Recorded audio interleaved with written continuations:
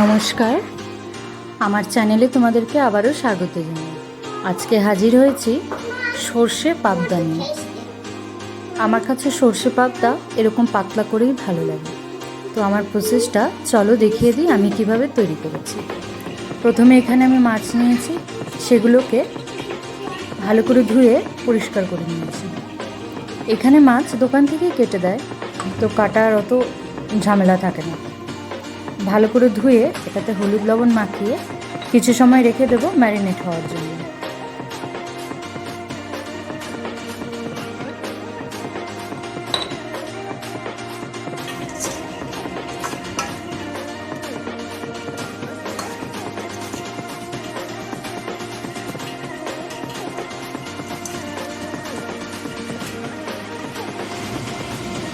পাশাপাশি এখানে মাছগুলো ভেজে নিচ্ছি।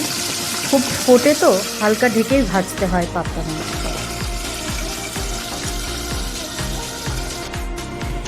তো মাছগুলো ভাজা হয়ে গেছে, নামিয়ে নিয়ে এরপর একটা পেস্ট তৈরি করব।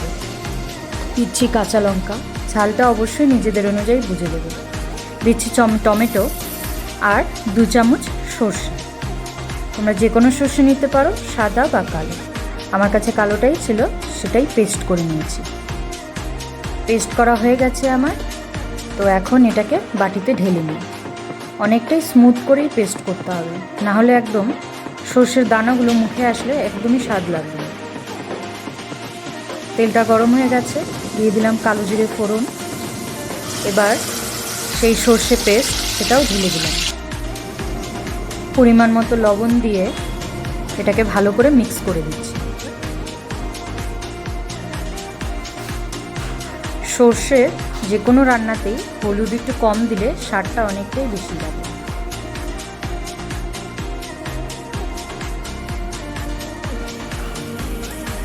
একদম সামান্য পরিমাণ হলুদ দিয়েছি, তোমরা চাইলে স্কিপও করতে পারো হলুদ। এখানে 3টে চেরা কাঁচা লঙ্কা দিয়েছি।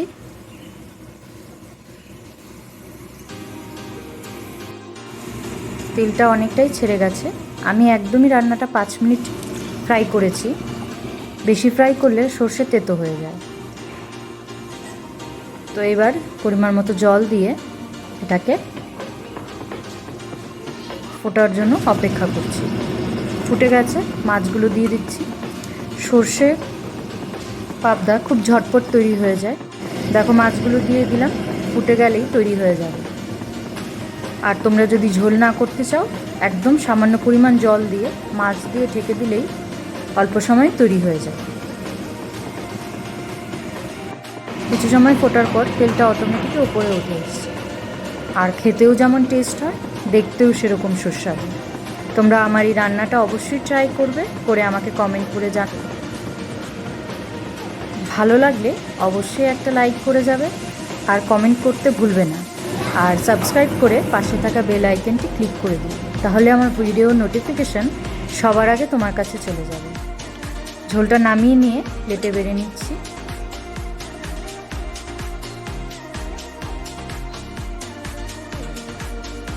আপনারা ভালো থাকবেন, সুস্থ থাকবেন। দেখা হচ্ছে পরের আরেকটি ভিডিওতে। ততক্ষণের জন্য নমস্কার।